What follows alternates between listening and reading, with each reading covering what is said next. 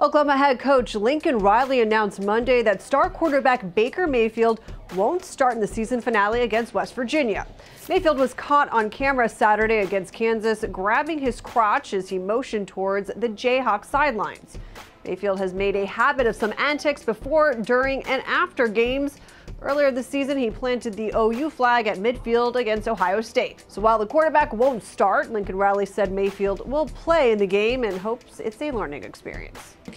I think what we're setting forward here is going to provide Baker an opportunity to do that. I know it's something that certainly is going to get his attention, and I think he will handle the right way like he has just about everything here in his career.